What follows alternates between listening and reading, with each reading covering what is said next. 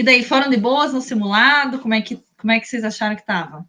Estava fácil, estava mais ou menos ou estava difícil?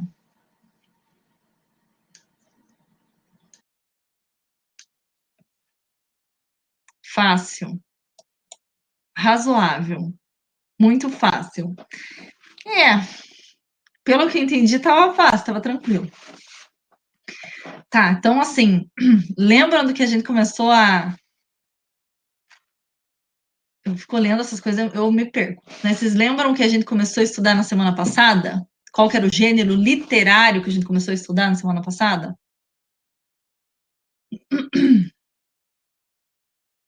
Nós lemos ainda 2 exemplos. Um que eu trouxe, que era, né, mais curtinho, e outro agora, ó, crônica. Perfeito. Então, a gente viu o que é uma crônica, estrutura, objetivo, linguagem, daí a gente viu a diferença entre uma crônica narrativa e uma crônica argumentativa, tá? Então, agora, o que a apostila de vocês traz? Ela traz uma revisão dos elementos da narrativa, tá? Narrador, tempo, espaço, enredo, né? Personagens, lembram disso? Então, tipo, a gente vai revisar isso nessa aula hoje, daí, né, paz na Terra, porque é uma revisão, vocês já viram.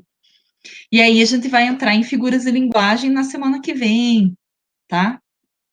E o foco vai ser, no próximo simulado, crônica, tá? E depende como que a gente vai... crônica e elementos da narrativa, né? No simulado 2. Porque eu acho que não vai dar tempo da gente trabalhar assim bonito as figuras de linguagem.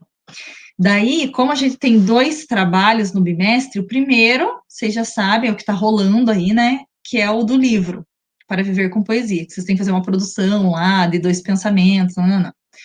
O segundo trabalho, daí vai ser só figuras de linguagem, tá? Daí vai ser na plataforma mestre, eu vou colocar lá, sei lá, 5 questões e marca X, entendeu? Sobre isso. Enfim.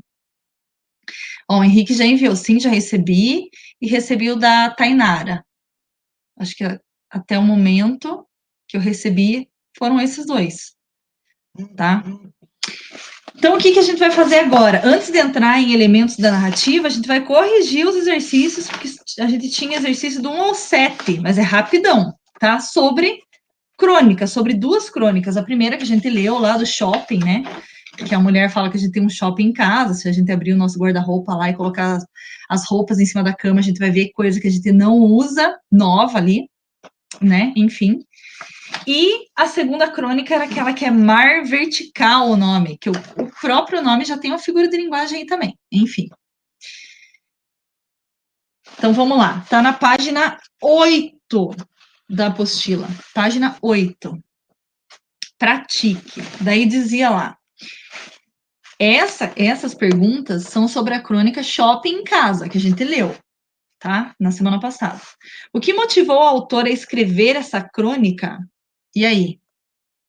Se você voltar lá no texto, ela diz lá, ó. Essa conversinha banal com minha amiga, então o que motivou ela a escrever? Eu acabei de falar a resposta já. Uma conversinha, exatamente. Uma conversinha com uma amiga, tá? Conversa banal. Então, você colocava no número 1 lá, uma conversa com uma amiga. Enfim, tá? Então, eles colocaram ali, sei lá, 10 linhas para você escrever uma. Sensacional. 2. De que forma o título da crônica se relaciona com o seu conteúdo? O título da crônica é Shopping em Casa. E daí? Shopping em casa, o que tem a ver com o conteúdo? O outro já tá xingando as mulheres de cobra ali, meu Deus do céu. Não tem a ver com quarentena, não, tá? Muita coisa em casa. Então, quer dizer que a gente tem um shopping na nossa casa. Ou seja, uma loja.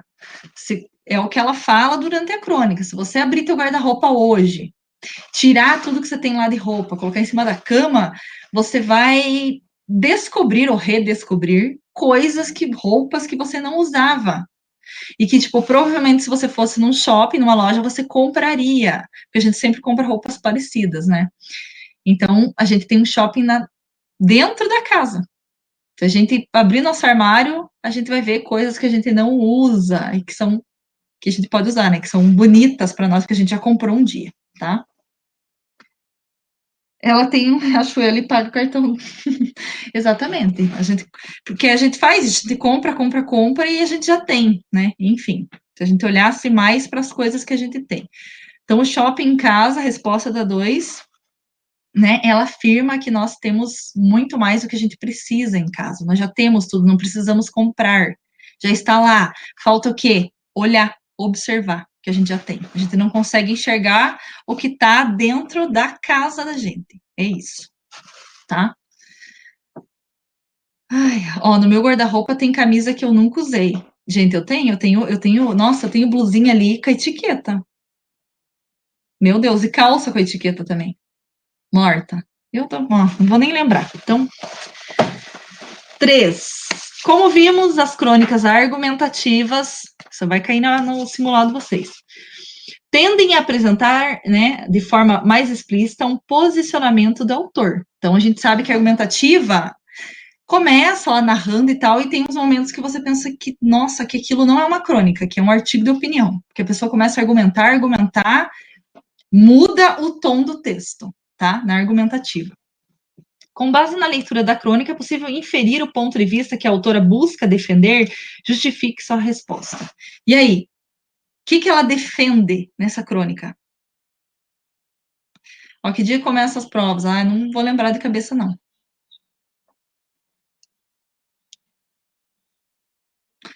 Consumo. Então, ela faz uma crítica, né, a esse consumo excessivo. Exatamente. Então, ela defende que a gente olhe, que a gente observe as coisas que a gente já tem em casa e pare de comprar loucamente, que é o que a gente faz todo dia, todo mundo faz, tá? Então, é essa a resposta da 3. Então, tá tudo muito fácil até agora, né? Aí você podia até voltar lá no texto e achar qualquer parágrafo que ela argumente mais.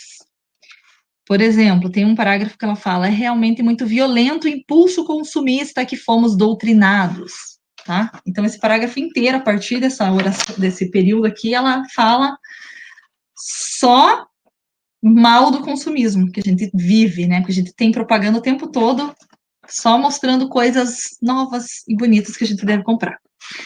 Então, vamos lá. 4. Como você entende a frase final do texto? Liberdade é viver com pouco. Você concorda com ela? Daí eu também, né, tipo, você vai fazer a interpretação da frase, mas a outra pergunta, você concorda com ela, é pessoal. E aí? Ter liberdade e não ter liberdade. E não vamos entrar nessa pira aí de liberdade, tipo, será que eu tenho liberdade? Se você for pensar um pouquinho sobre isso, você vai chegar à conclusão de que a gente não tem liberdade, tá? É isso. Então, melhor nem vamos refletir muito, entendeu? E seguir a vida, porque a coisa fica feia. Mas o que seria liberdade é viver com pouco? E aí?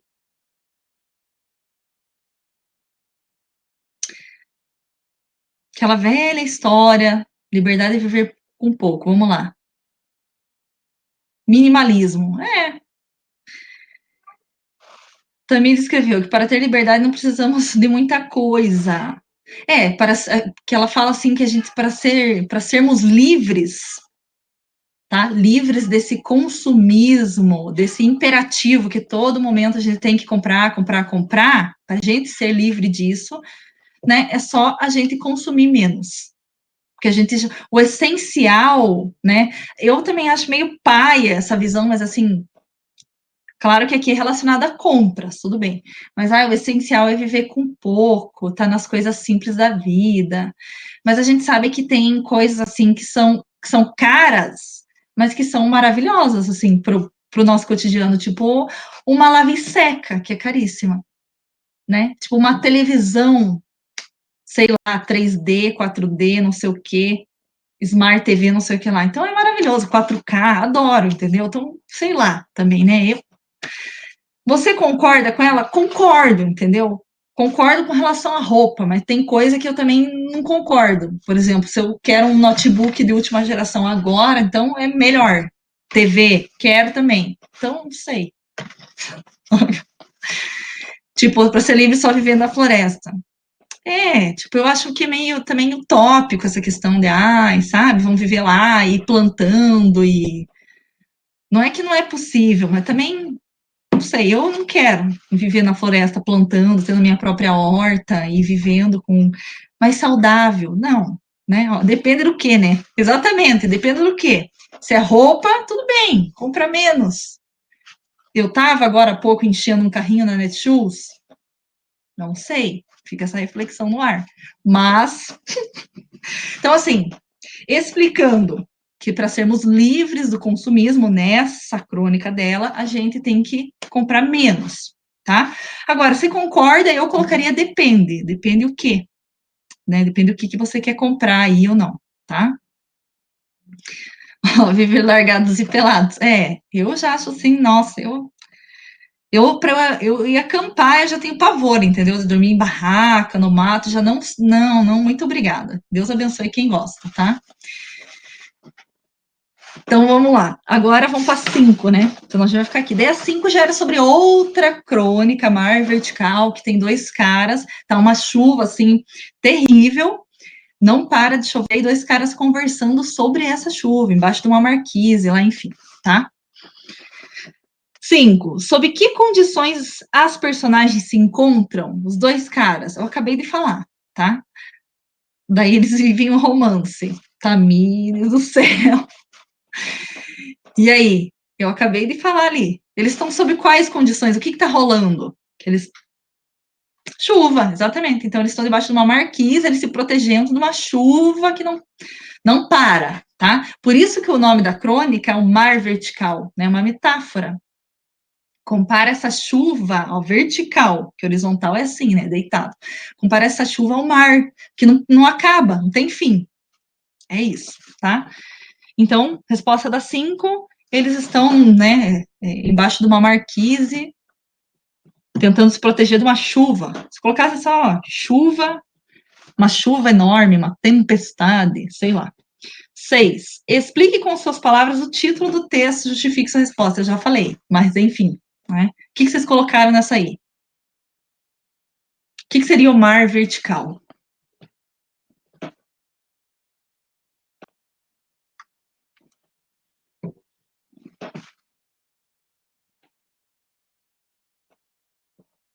Esses nomes de vocês, gente, é maravilhoso.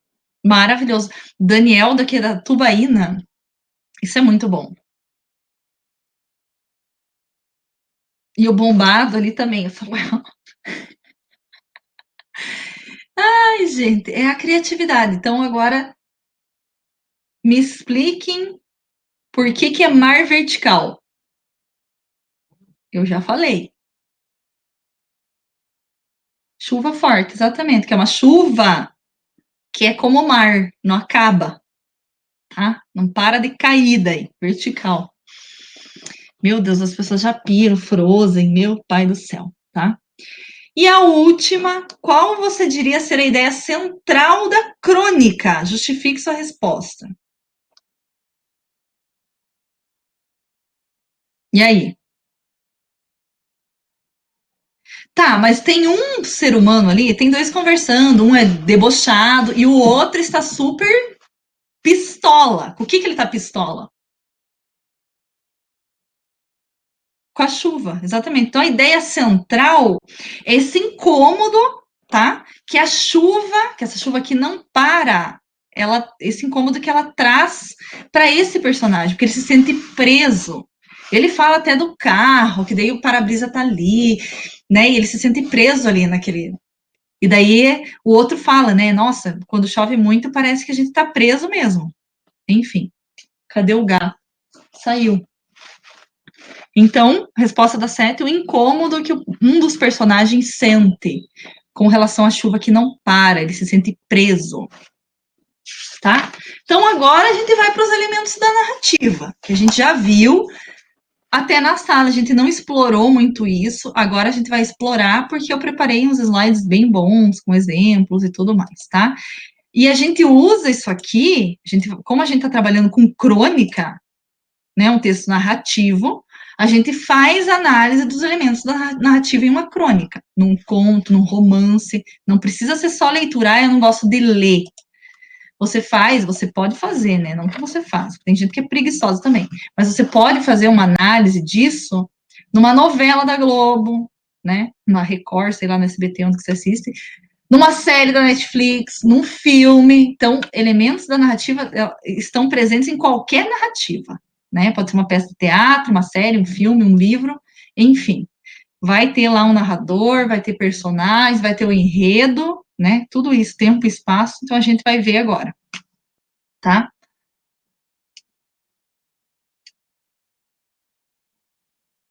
Meu Deus, a Tamir já está escrevendo sobre minha vida, né? É uma crônica sobre minha vida, isso aqui. Então, vamos lá. Estão enxergando aí os meus slides?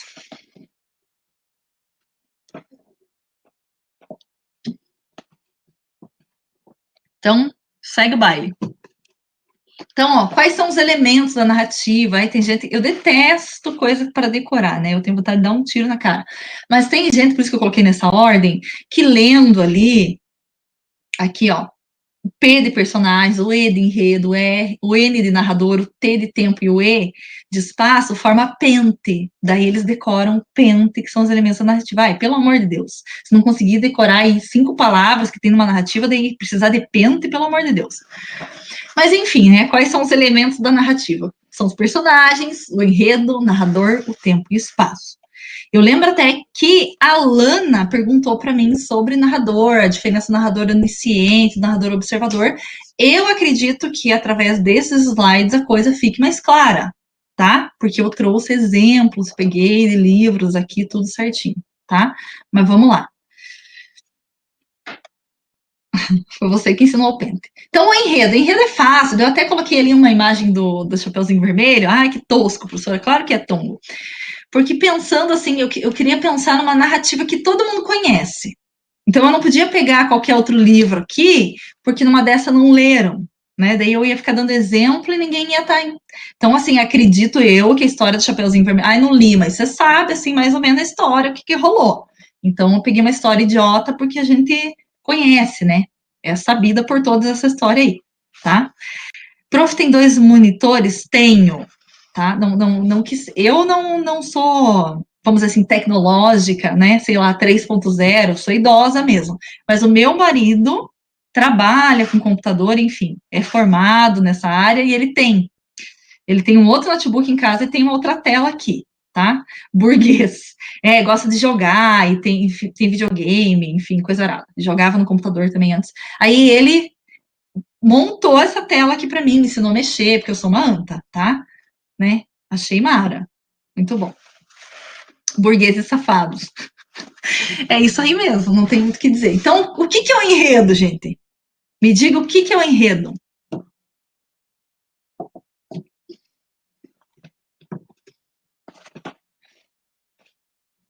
Tá, não é bem um resumo, vai. O que é o enredo? Os acontecimentos da história. Exatamente, a trama, a gente fala, tá? São a sequência, são os fatos que acontecem ali nessa narrativa, tá? Então, são fatos. É a história em si. O enredo é a história em si, tá?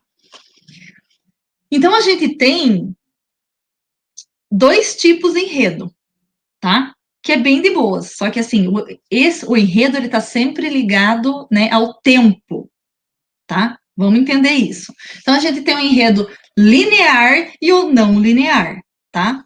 Então, o que é o enredo linear? Ó, o linear é quando os personagens, o tempo e o espaço são apresentados de maneira lógica, segue uma sequência. Tipo, eu comecei narrando em 1990 e terminei a narrativa em 1992. Então, eu narrei 2 anos, certinho, tá? Sem cortes. Ai, como assim cortes, professor? Sabe narrativa, quando você vai ver uma série, tudo e tem um flashback, que a pessoa volta. Aí ela tá aqui em 2020 e ela faz um flashback lá para 96, 1996. Uma volta ao passado, que é o flashback. Então já não é uma narrativa linear, tá? Porque teve uma quebra no tempo e no espaço. Percebam isso. Porque se eu tô aqui contando, né, 2020, esse ano maravilhoso, tudo mais, né, a gente sabe como é que tá, e eu volto para contar algo que aconteceu comigo em 96, né? É provável nessa minha narrativa eu não estaria no mesmo lugar que eu estou agora, tá? No tempo a gente sabe que não. Mas nem no lugar, eu estava em outra casa em 96, eu tinha 6 anos, nananã, na casa dos meus pais, bababá. Conto. Então, quando tem essa quebra, ou vai para o passado, né? Tá no presente e vai para o passado, ou até vai para o futuro. Tem narrativa, tem séries muito boas que começam, o filme começa com uma cena já do futuro. Tipo, eu assisti uma série esses dias que começava com uma casa pegando fogo, tá? E a mulher pasmada, ali em choque, o policial perguntando: quem que tacou fogo na casa, a mulher com você dentro? Quem que fez isso? E aí tem uma volta toda no passado, né, no que aconteceu anterior a isso, a este momento da casa pegando fogo, a ela ali e tal, para mostrar pra gente tudo o que aconteceu que levou a esse dia do incêndio e quem fez isso, né? Então a gente tem uma narrativa no futuro que volta para o passado, né? Então maravilhoso tudo, né? Então o linear não tem essas quebras, não vai para futuro, ele começa aqui, né? Tipo narra um ano, digamos assim, narra um dia certinho cronologicamente sem quebrar tempo e espaço, tá? Isso é o linear. E o não linear tem uma quebra, né? Tá. Além disso, toda narrativa vai ter, que eu coloquei aqui em cima, ó, o enredo apresenta a apresentação ou exposição. O que é isso? Então, essa apresentação pode ser num filme, qualquer coisa, num livro, ele vai mostrar para vocês quem são os personagens, o que eles fazem, e vai ter um momento de estabilidade na narrativa, que é esse início da narrativa. Ele apresenta para você o que está acontecendo, né? Tá? Aí depois vai ter uma complicação, que é um conflito, uma treta acontece. Nenhuma narrativa funciona se não tiver uma treta, tá? Nenhuma. Tem que ter algum problema que vai ser resolvido. Então vai ter que ter um problema, que é essa complicação. Aí vai ter o clímax, que é o quê? Um momento de tensão daquele conflito, tá? Enfim. Aí tem esse momento de tensão total e aí logo depois o desfecho, que esse conflito ele acaba, né? É resolvido. Enfim, não interessa da forma, se alguém vai morrer ou não, da forma que é resolvido. Então, se a gente pensar na narrativa do Chapeuzinho Vermelho, tá? Pensem comigo. Ela tá lá na casa da mãe dela, daí ela fala que vai levar o doce lá pra... A mãe manda, né? Leva o doce lá pra vovó. Vai levar. Aí ela fala, linda, quando você estiver indo para casa da véia, não converse com ninguém, tá? Aí ela vai, tranquilamente, né? De boas. Só que no caminho a gente sabe que ela acaba conversando com o lobo, o lobo já pega tudo, aonde que ela vai, né? Endereço e tal. E o lobo se adianta, ele vai até a casa da vovó, ele devora a querida da véia e toma o lugar dela para comer a janta, que seria a Chapeuzinho daí, porque o almoço já foi a véia, né? Enfim. Então, assim, pensando nessa trajetória, o enredo é linear ou não é linear? Me digam. A gata tá lambendo sacola aqui, no chão, que ela tem isso.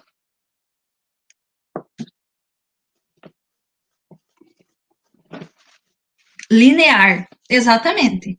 Então, se a gente tivesse, por exemplo, a Chapeuzinha lembrando de algo do passado dela, aí seria não linear, né? Mas é linear. Ela começa, você só tem começo, meio e fim bem certinho, cronológico, tá? E além disso, qual que seria o clímax? Pensem comigo. Qual que é a tensão, o auge da tensão dessa linda narrativa do Chapeuzinho Vermelho, tá? Será mesmo o lobo comer a vovozinha?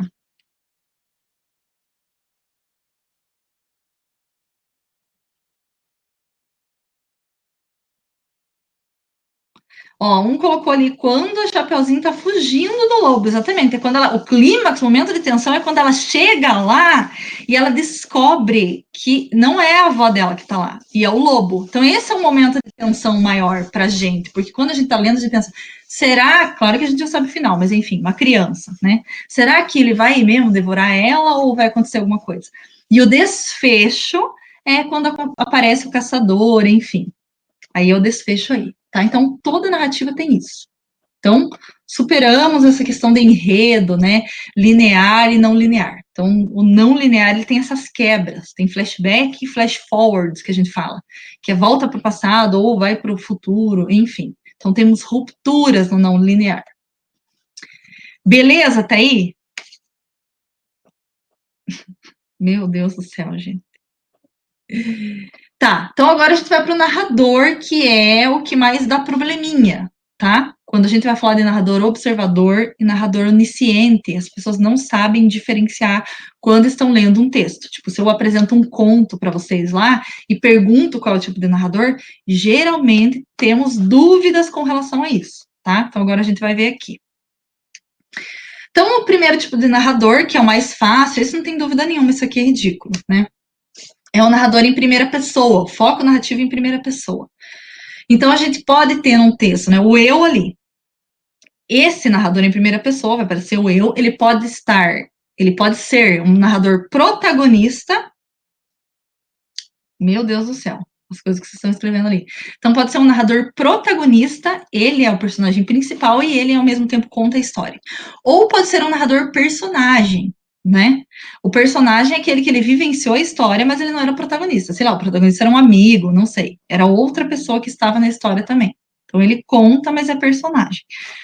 Gente, o narrador, ó, tipo a vovó contar a história. Sim, se eu não lembro agora, eu acredito que nessa fábula aí, acredito que a gente tem um narrador onisciente, eu não lembro, tinha que pegar para ler. Mas se a gente fosse falar, ai, tem um narrador, né, personagem, o protagonista, personagem seria a vovozinha, como o Henrique colocou, que ela não é protagonista. E se fosse narrador protagonista, aí teria que ser a Chapeuzinho contando a história, né? Isso é de boas. Ai, qual que é a importância do narrador? Gente, o narrador é tudo. Quando a gente leva um susto no fim de um filme, que acontece uma coisa super inesperada, de forma geral, a gente sabe que esse susto, essa, né, surpresa que a gente tem é porque a gente não prestou atenção em quem narra a história, tá? Então, quem conta a história é super, super, super importante. Tá? É o primeiro elemento, na hora que eu começo a ler uma história, é o primeiro elemento que eu já tento falar assim, não, esse aqui é o narrador onisciente, ou esse é o narrador observador, que eu tento demarcar, escrever aqui, ó, esse é desse jeito. Por quê? Porque, assim, se nós estivéssemos na sala de aula, e, tá, eu tô dando aula lá para vocês, acontece uma briga na sala, tá? Daí, depois o coordenador me chama, fala, professora Luana, eu queria que você contasse o que aconteceu. Aconteceu uma briga com 2 alunos, e eu assisti a essa briga na sala. Então, eu vou contar a minha versão da história do meu ponto de vista. Eu estava lá na frente, né, de costas para o quadro, e eu vi quando começou a briga no fundo da sala entre fulano e fulano, tá? Beleza. Quando ele chamar um dos participantes da briga, esse ser humano vai ter a versão dele que provavelmente será diferente da minha, porque ele estava em outro ponto de vista. E ele chamar o terceiro ainda, né, que os dois brigaram, também vai ser outra versão. Então, assim, gente, quando é um narrador, inclusive, personagem ou protagonista, a gente tem que ter isso muito, assim, lembrar o tempo todo durante a narrativa quem que está contando a história, tá? Quando a gente leu lá, ó, daí ele vai ver qual versão. Sim, porque ele vai juntar tudo isso, né? Vai ver os furos. Ah, não, mas fulano falou isso. Quem começou foi esse. Aí o outro falou que não. Quem começou foi o outro. Ele vai ver os furos, né? O coordenador. Mas quando a gente leu lá o Dom Casmurro, por exemplo, lembra da história lá que era a história em HQ? Do Bentinho com a Capitu, é o Bentinho velho contando essa história. Tá? Então vejam quem que é o narrador, quem que é a pessoa que conta a história. É um cara velho, ressentido, que ficou sozinho, não tem mais ninguém, todo mundo morreu. Morreu a Capitu, morreu o filho dele, que ele disse que não era filho, morreu o melhor amigo, que disse que era o pai do filho dele, né? A mãe dele, todos os parentes morreram, ele ficou sozinho, amargurado ali. Então vejam que ele contando a história é uma coisa.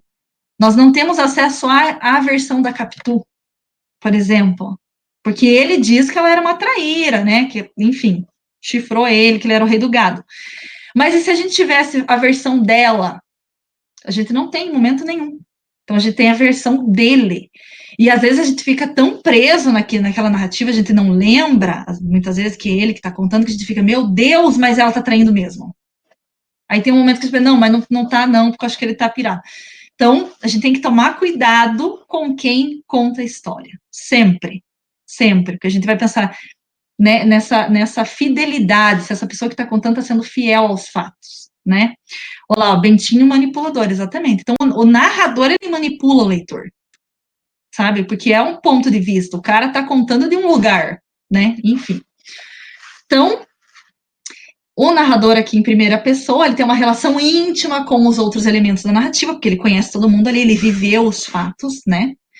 E ó, ele revela dimensões que um narrador de fora não poderia conhecer, porque ele vivenciou os fatos de alguma forma, sendo ele protagonista ou não, né?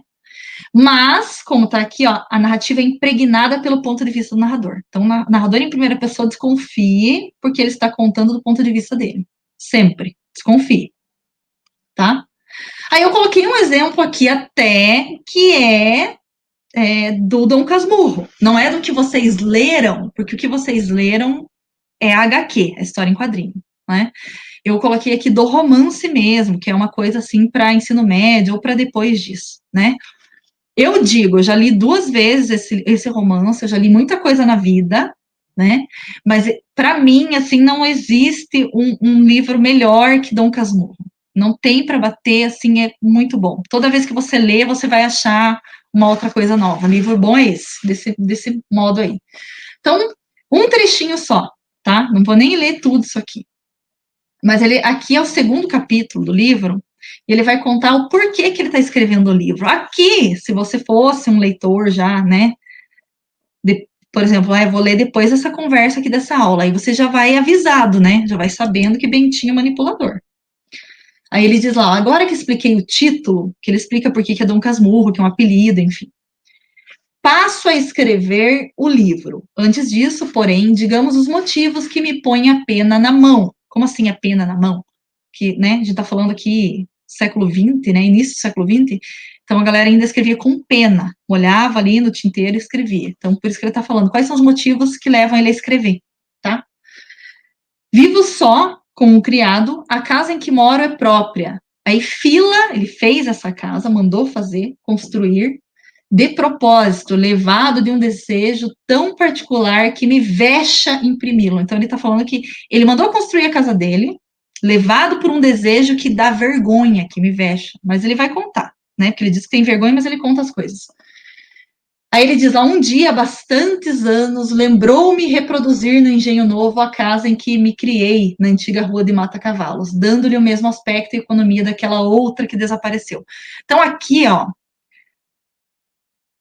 não, esse daí que você está falando dos gigantes é o, meu Deus do céu, Senhor da Glória, é um livro espanhol. Dom Casmurro é um livro, né, brasileiro aqui. Esse eu não, agora tá aqui, ó, o nome não lembro. Dom Quixote, exatamente. Isso não tem nada a ver. Dom Quixote é bem mais extenso, meu Deus do céu. Mas aqui, se você fosse um leitor bem apuradinho, já assim, bom, né, uma pessoa já experiente, mais velha, se eu ler isso aqui, eu ia falar Jaguara, porque aqui ele já conta que ele era um doente, entendeu? Porque aqui ele fala que ele mandou burguês safado aí, como a Tamires falou. Aqui ele fala que ele mandou construir a casa dele, que ele mora, pensando numa casa em que ele viveu quando ele era novinho. E nessa casa aqui em que ele viveu, no passado, ele conheceu o Capitu, que era vizinha dele, ele era, né, adolescente, e já rolou o babado ali. Ele já se apaixonou, o primeiro amor dele, o primeiro e único amor. Então, se a gente fosse um leitor já mais experiente, a gente saberia, no segundo capítulo do livro, que este narrador não é confiável, esse narrador protagonista, ele é o narrador protagonista da história. Então, agora a gente vai para os 2 tipos que dão bafão, que as pessoas ficam em dúvida na hora de analisar e falar, não, é esse aqui. que é quando a gente diz o foco narrativo em terceira pessoa, quando alguém está contando a história, essa história aconteceu com outras pessoas, tá? Então a gente vai ter dois tipos, tem o narrador observador e o narrador onisciente. Então vamos lá, primeiro o narrador observador, ó, também chamado de objetivo, ele conta a história de fora dela, na terceira pessoa, sem participar das ações. Conta como quem observou objetivamente os acontecimentos, né? Tem assim distanciamento e neutralidade. Eu falo assim, ó, para a gente diferenciar. O narrador observador, esse em terceira pessoa, ele é a câmera do Big Brother, né? São as várias câmeras do Big Brother. Então ele sabe tudo o que aconteceu com todo mundo, né? Que tem câmera na casa inteira. Porém, tem uma coisa que ele não tem acesso, que são o que? Os sentimentos e os pensamentos dos personagens. Tá? O narrador observador, ele não tem acesso a isso. Não tem acesso. Ele sabe o que aconteceu. Aí teve uma briga. Vamos continuar com briga, o negócio aqui é só treta. Então ele viu a briga, viu quem começou, mostra pra gente. Mas os sentimentos, os pensamentos daquelas pessoas que brigaram, o ódio, a vontade, né? Tipo, o pensamento assim, naquele momento eu pensei em pegar uma ripa e dar na cara dela. Esse tipo de informação de dentro das personagens, esse narrador observador não tem. Tá? Ele tem só o de fora. Então, por isso que eu falo que é uma câmera. Aí eu falo que o narrador onisciente, ele é Deus, tá? Porque Deus, ele é mesmo onisciente, onipresente e onipotente. Então, ele é poderoso, ele está em tudo que é lugar e ele sabe tudo. Porque Deus sabe quando a gente pensa, vê uma coisa aconteceu, alguém morreu, por exemplo, uma coisa bem, né, triste, morreu, e você tem um pensamento assim, bem feito, um pensamento terrível, maldoso, pecaminoso, tá? Você não falou isso, ninguém sabe que você teve esse pensamento, tá? Mas Deus sabe. Então ele já notou você ali porque ele sabe que rolou isso daí. Foi um pensamento horrível, tá? A outra vem, Senhor. Então essa é a grande diferença. O onisciente, além dele ver tudo que tá rolando, ele vê dentro das personagens. Ele conhece mais as personagens do que elas próprias, tá? E o observador não. Ele só vê de fora, não vê nada que acontece dentro. Então essa é a grande diferença. A Heloísa ali tá chocada. Sim, porque, né, para quem, claro, você pode falar, eu não acredito em Deus, tudo bem. Mas, né, mesmo você não acreditando em Deus, você sabe que nessa cultura cristã, Deus sabe de tudo e de todos, tá? É uma questão de crença, né? Uma questão de cultural até, essa informação, tá? Você acredita, então aí complicou, né? Melhor a gente não entrar nisso daí, não. Vamos tomar uma aguinha aqui. Senão acaba a aula e a gente não, né? Enfim. Então, aqui, ó, ele conta o que viu e o que vê. Não tem conhecimento mais íntimo de nenhum dos protagonistas, nem das ações vivenciadas. É um olhar feito de distâncias. Aí eu coloquei um exemplo aqui, tá? Retirado de um livro aqui que eu peguei, enfim. Aqui a gente tem um narrador observador. Então, ó, nesse capítulo do livro ele vai falar de Yansan, enfim, né? Então, para quem também curte deuses gregos, temos aqui, vai acabar minha bateria, deuses africanos, tá? Nesse livro aí. Então, ele vai falar de Yansan, esse narrador. Vejam, então ele tá falando de uma outra pessoa que seria Yansan, uma personagem, tá? Aí ele diz lá, Yansan era a senhora do vento e dos raios, ela era uma guerreira que não tinha medo de nada e estava em todos os lugares, na terra, no céu, enfim. Vejam que ele tem esse olhar da Yansan, né, de fora, tá? Não temos acesso a ela intimamente, tá? Ó, colocando trechos do Para Viver com Poesia, exatamente. Não é questão de eu acreditar nele ou não, em Deus, mas se ele acredita em mim, perfeito. Maravilhoso. Então aqui a gente tem um trecho mostrando o narrador observador. Tem acesso a tudo que essa personagem faz, aos lugares que ela vai, mas não aos pensamentos, tá? O narrador onisciente, por outro lado, como eu disse, ele é Deus, ele já é mais complexo, né? Ele narra a história em terceira pessoa e às vezes, não é tipo regra, Ele até permite, assim, ele se intrometer e falar em primeira pessoa, falando o que ele tá achando ali e contando algumas coisinhas, umas fofoquinhas que ele faz pra gente, leitor, tá? Então, aqui, tá? Pode, inclusive, revelar suas vozes interiores. Sim, seu fluxo de consciência, ele tem acesso ao que a pessoa está pensando, tá? E aos sentimentos. Então, assim, qualquer narrativa mostrou um pouquinho, pode ser, não tem uma quantidade, que tem gente que me... Ai, mas ele só mostrou o pensamento só da protagonista, dos outros personagens, ele não mostrou. Ó, o trem. Mas não interessa. Interessa se ele mostrou pouco. Mostrou o pensamento, mostrou um sentimento, já é onisciente.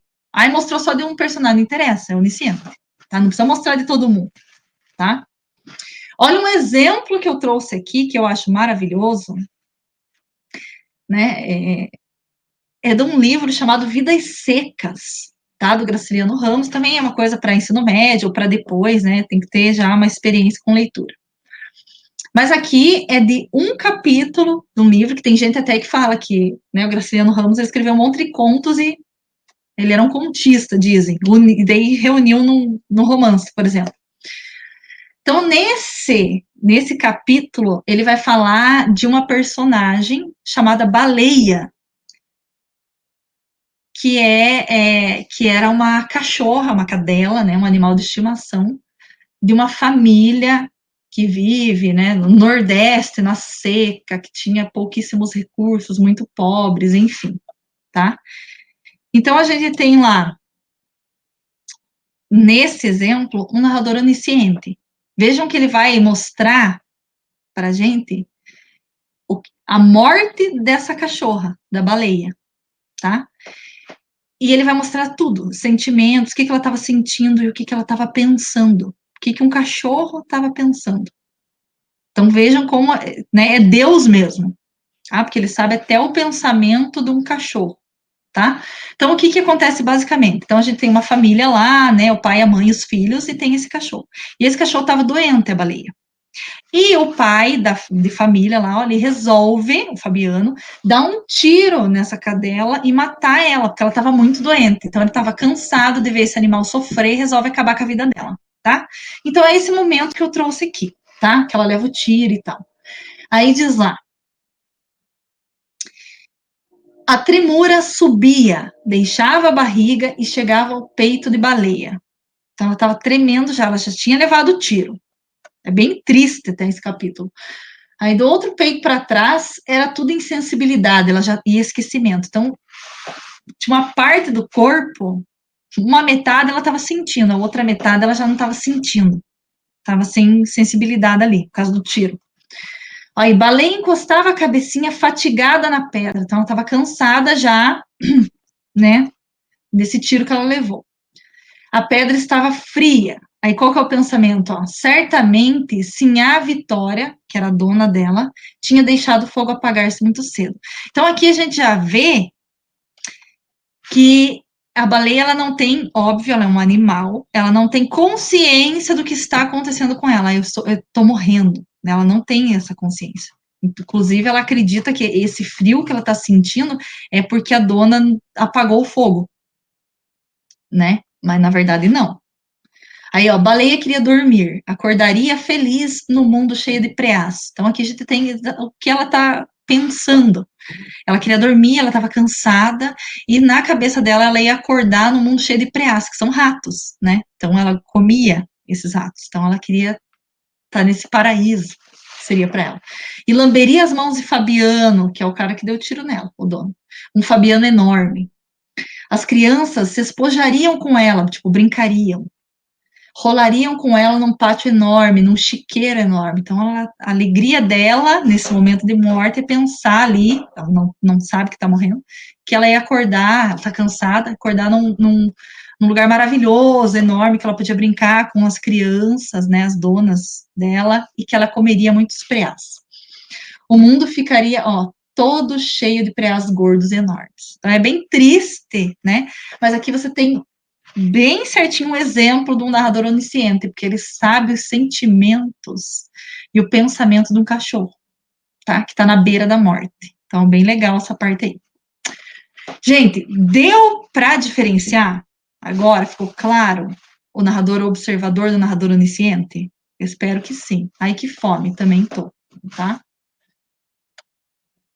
Então a gente vai só ver o tempo aqui e a gente deixa o espaço para outra semana, daí a gente já faz a correção rápida entre figuras e linguagem, tá? Deus é mais. Então vamos ver só o tempo rapidinho aqui. Então o tempo tem dois tipos de tempo. Tempo cronológico, que tem a ver com enredo linear, que a coisa acontece começo, meio e fim, não tem nenhuma quebra, nenhum flashback, nenhum flash forward, tá? E tem o tempo psicológico. Gente, se tiver tempo psicológico, obviamente que o enredo não é linear. O que é um tempo psicológico? Que se passa na cabeça da pessoa. Então, se a gente tivesse lá a historinha da Linda do Chapeuzinho Vermelho, e ela lembrasse, sei lá, quando o lobo chegou e conversar com ela lembra, se ela lembrasse do que aconteceu com ela, sei lá, há 3 anos. Se a gente tivesse acesso a isso na narrativa. Estou inventando uma hipótese. Aí, né, seria um tempo psicológico, porque é um tempo da cabeça daquela pessoa, uma lembrança que ela tem, tá? Então, a questão do enredo e tempo estão ligadas. Se você tem um enredo linear, quer dizer que o tempo é cronológico, tem início, meio e fim. Agora, se você tem um enredo não linear, que tem quebras, vai para o passado, daí volta para o presente, de repente vai para o futuro, depois volta para aquele presente, aí você vai ter um tempo psicológico, porque essas lembranças, esses são pensamentos da pessoa, tá? Isso vai estar na iônica? Já está lá, né? O professor ignorou minha pergunta. Ai, não vou nem lembrar onde que estava a pergunta lá. Nem vi. Mas enfim, vamos até aqui, que aqui até a parte mais difícil do elemento da narrativa é o narrador mesmo. O resto é de boas, tá? Então a gente vai até tempo, na semana que vem a gente volta para espaço, corrige as questões que eu já coloquei lá, tá? Que era essa daqui da 8 até, deixa eu ver qual que eu coloquei, até a 20, né? Até 19, eu coloquei para vocês fazerem. Então a gente corrige isso e daí a gente vai para figuras de linguagem, escutar umas músicas aqui só por Deus, tá?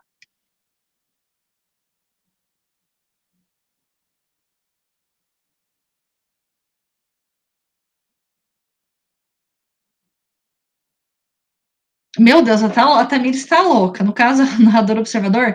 Então, se tem esse pensamento dele ali, ó, se eu fizer isso, nananã, mostrou esse pensamento para nós, tá? Tá em primeira pessoa, mas tá em primeira pessoa, né? Ele falando dele, deixa eu ver, nessa narrativa que você colocou aqui. Ó, o menino estava prestes a dar. Ah, não, tá em terceira pessoa. Então é onisciente. Mostrou um pensamento dele, ai, se eu fizer isso, depois, né, jogou na primeira pessoa, no meio, é um narrador onisciente, tá? Mas é isso, vamos partir. Semana que vem a gente vai ver espaço. Falamos brevemente sobre personagens, vamos corrigir o da apostila e daí passar para figuras de linguagem. Daí vai ter música, tá? É isso. Vamos comer. Até mais.